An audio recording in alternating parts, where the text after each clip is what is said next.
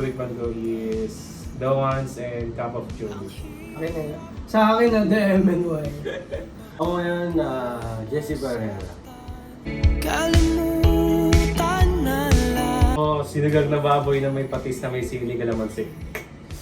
Sa akin kasi Bicol Express. Para ma-express mo yung feelings mo. Uy, explain. Sa akin kasi bulalo para may sinusup-sup. Uy. Pwede. Shoutout na kayo Sa iyong pag-ibig. Sa akin Tanay. Yan kasi pinupunta ko lagi pag mag-motor. Korea. Gusto ko ulit makabalik din. Kasi malamig.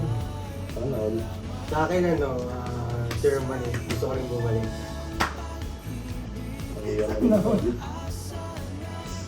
Para may masupsup. Sa iyong pag-ibig.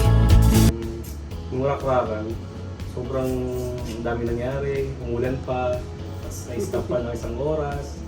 Kaya nga sa ulan, labas yung mga gamit. Yo, Tapos ano ba, nung after nung nawala na yung ulan, biglang nagbumi yung tao. Yun yung pinaka parang hindi ko makakalimutan din sa mga Ganda mga amin. Yung rakrakan din. Tsaka EK pwede yun. Mga last 2 weeks kasi namin yung last 2023, so yun yung pinaka-memorable na isa sa pinakamalaking natugtugan namin at a band. Sa akin naman EK kasi nakasama namin yung mga sikat na artist din. Tsaka nakapagpasaya kami ng mga tao din. No? Lalo na yung mga staff ng EK, sobrang saya nila. Kahit di nila kami kilala. Nayibig namin yung din. Sir.